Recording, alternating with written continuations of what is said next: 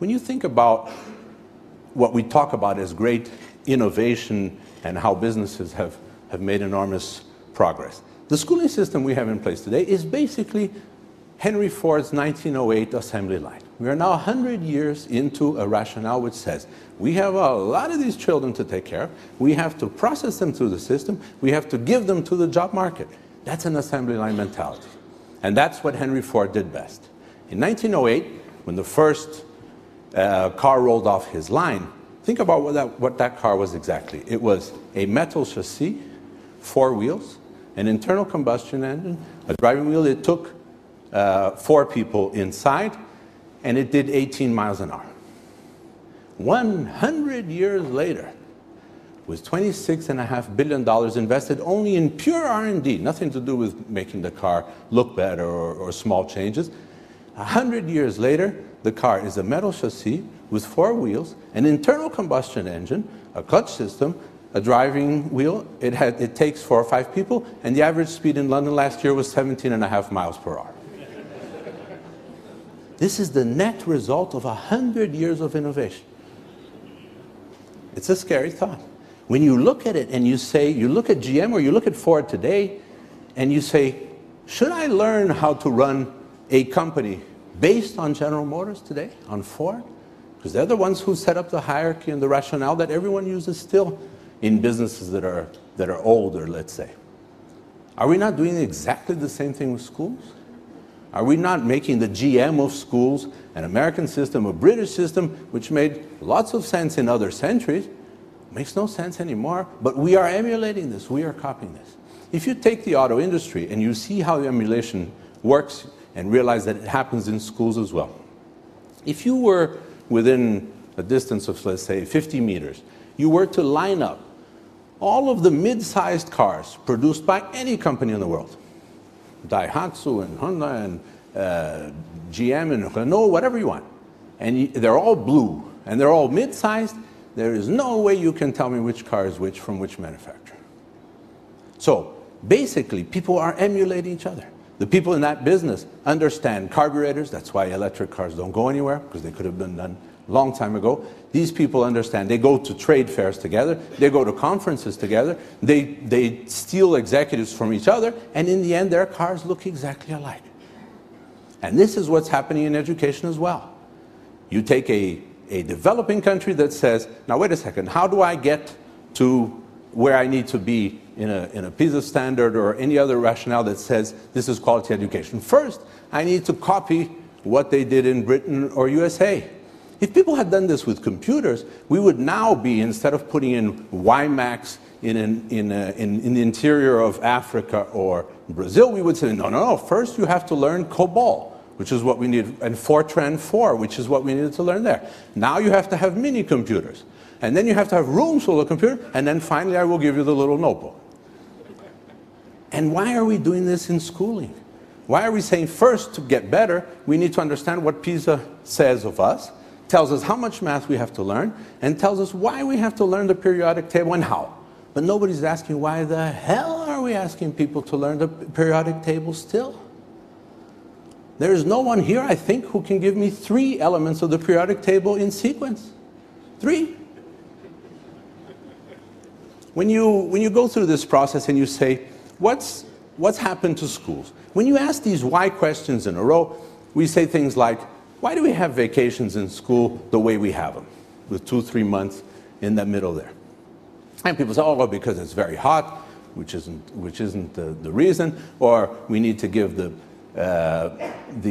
teachers vacations, or the kids need some time to relax. Anyone who has kids knows that after a week of vacation, you have to do something with them urgently. You have to send them to a camp. You have to do something with them. You can't leave them there. What is the reason? If you go back to it and find out, what is the reason for those vacations? The reason is the following, that 150 years ago, all schools were basically agrarian, and the children were needed at home for the harvest. And today they are harvesting crack in New York City, probably. What are we doing with a vacation system that is based on the fact that they came home to help with the harvest?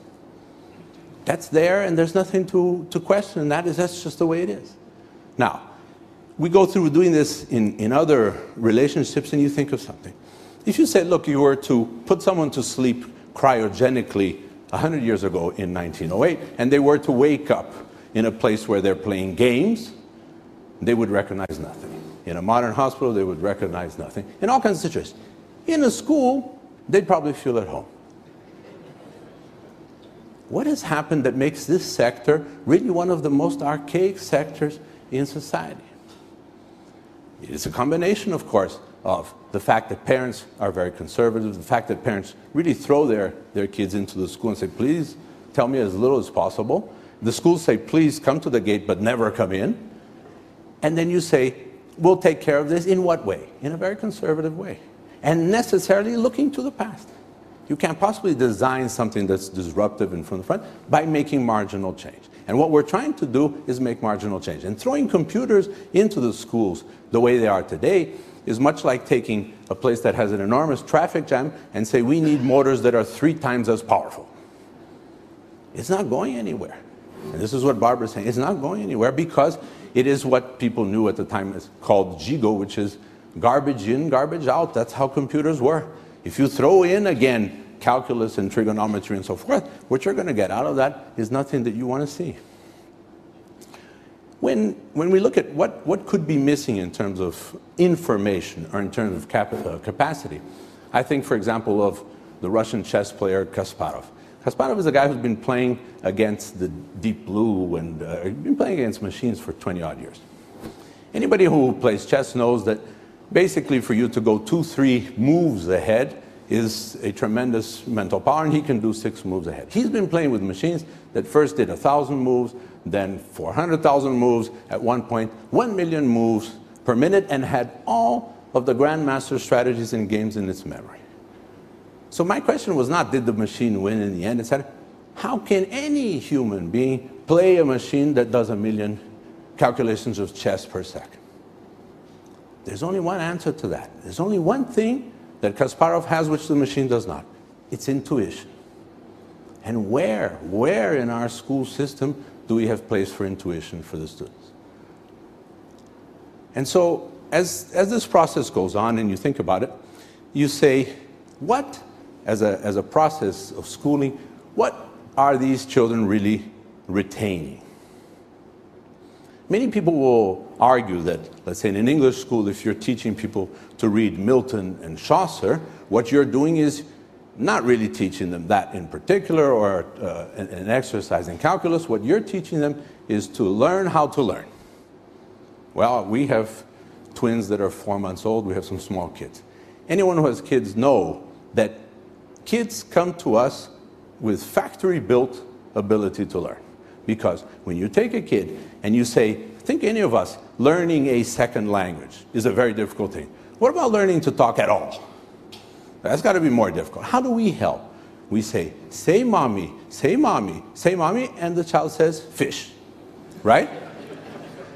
And that's what we teach them. We teach them to talk? Absolutely nothing. We do absolutely nothing to teach them to talk. Do we teach them to walk? Think about what we do when we want them to walk. We sit here and we say, come. Is this how we walk? Because this is what we teach them. This is how they walk. We don't go next to them and show one step. We just say this. So the heck they're learning from us. They come with a factory-built capacity of learning to learn. Shakespeare and Chaucer are not going to do that for them. When you look at this whole rationale, we came to a point where we said, let's put some people together. We put in 22 people together. We called in people from outside Brazil. We called in Howard Gardner at the Harvard School of Education. We said, what if we were to design a school system from scratch, completely zero base, and we forget everything we know? What would this school look like? And so we embarked on a long process of trying to find out what it was. And the first conclusion we came to is that the role of the teacher is obsolete. When you think about how any of you learned, and the University of Chicago says that the kids, based on the American curriculum of 1,500 pages of curriculum, that the kids, by the time they leave school, that they retain 6.3% of what they were taught. This is the average, the American average. So You're in a business where you're 93.7% failure. This is what you do. You